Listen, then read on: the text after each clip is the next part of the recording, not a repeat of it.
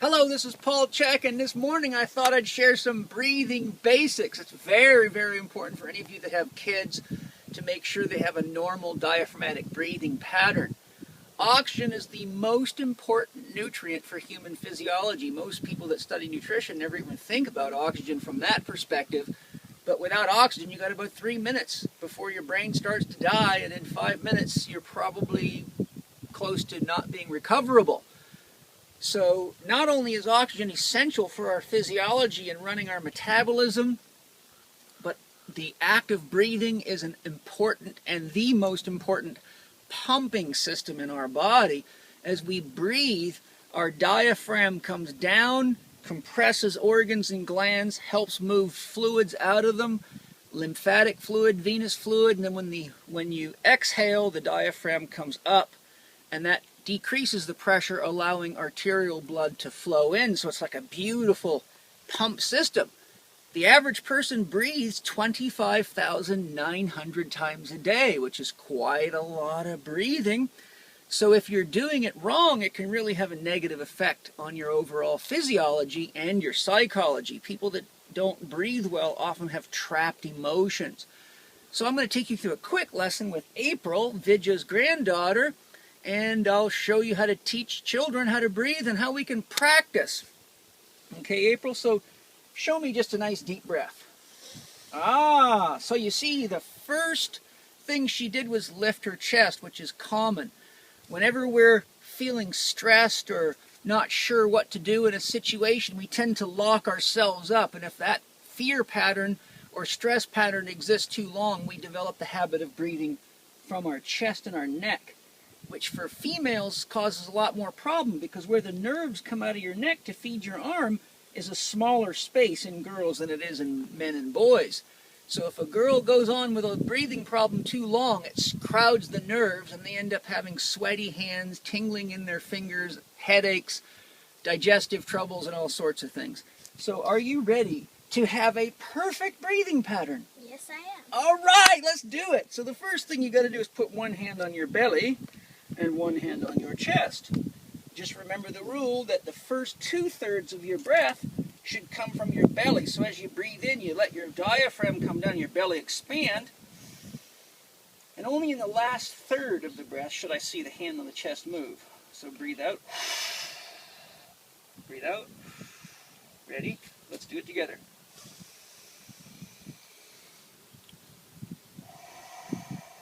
Now on the way out, you can just let it go. But you want to try to keep your tongue on the roof of the mouth, right where it goes when you swallow, when you're breathing in if you can, and breathe in through your nose. Because there's little nerve endings in your nose that get tickled when you breathe, and they activate the parasympathetic nervous system, which aids digestion, elimination, and helps alleviate stress. So breathing in through your nose is very important. Okay, so let's practice. One hand on the belly, one hand on the chest. Ready?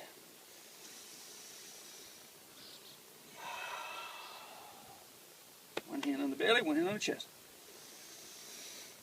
Very good. You got to let that belly fill up. So that helps give the pressure on the organs and relax. And it creates pressure waves. It helps move food through the system, blood through the system. Everything makes it happy. Okay? So now what we want to do is, when you take a deep breath, as you just found out, you need to expand the belly. So your body should get taller when you breathe in. Here, put your hand on my head. Okay, watch what happens when I breathe in.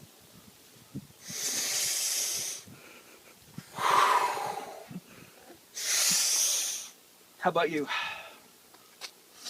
Oh, it works! If you do that every day, 25,900 times, you might grow into be a great big powerful volleyball player like Natalia Mamadova. Okay? So, now what we're going to do is teach you one other thing. Put your thumbs right here on me. Okay?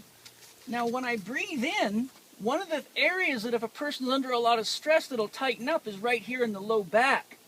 So we want to practice making sure the rib cage opens up back there. So you stick your thumbs in there and you tell me when you feel it opening up, okay? You can press a little harder. Ready? Yeah, I feel lid opening. All right. Now watch it close.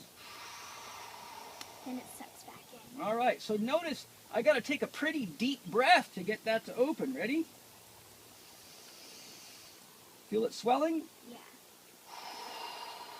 The reason that's important is because your kidneys sit right there, and right on top of your kidneys is a little gland. It's like that. So if that was your kidney, and that's the little gland on top called the adrenal gland, which produces stress hormones, growth hormones, female hormones, and all sorts of magic things, and it needs to get a little massage with every breath. So every time here's your two kidneys, make a fist, and here's your ribs right here. So where you just had your thumbs was right there. So when you inhale, the diaphragm's coming down, making the ribs swell. So that puts pressure on the kidneys. And then when you exhale, it comes back to normal. So that causes a pumping of the fluids in there and an energizing. Whenever you breathe oxygen into your body, it creates an electrical charge, makes your aura grow. And as you breathe out, you let energy out of your body into the environment, so your aura shrinks a little bit. So every part of you is breathing, okay? So now why don't you turn toward the camera and stick your back toward the camera, I'm sorry. Put your thumb right there, yeah, and put your other thumb right up there, okay? Feel the end of your ribs right in there? Yeah. Okay, now at this time take a deep belly breath and see if you can make those 2 points come apart. Good, you did it. Okay, now try to do it without hiking up from here. You're using what are called accessory respiratory muscles. These ones shouldn't be breathing in the beginning, only in the very end. So a nice full belly, and then let's make these 2 points move apart. Go ahead. Better, okay. Good. See where my fingers are? Yeah. Try to make those 2 fingers go away from each other with the next breath. Big belly. Good, there they go. Excellent. And let them back. There it is. Good job. One more. Oh yeah, that was a good one. Woo, one more. Excellent. Pretty soon those things are going to open so much I'll be able to put a small truck in there. Okay, so what we're going to do now is practice all that together. Okay? And a simple way to do this is to turn it into a breathing squat. So we'll start here with exhalation. Ready? Down here. And then inhale. Let your arms follow your breath. Belly should be big. Ribs open. Full.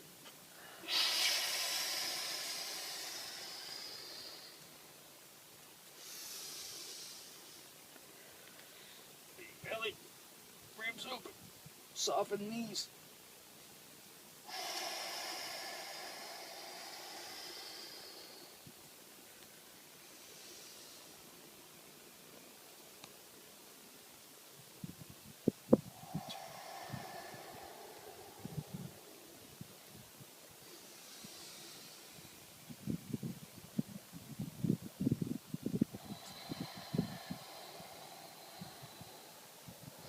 Okay, now you can do that multiple times a day, every hour, on the hour. Breathing big gives you power, so you can be as strong and beautiful as a fresh sunflower. What do you think of that?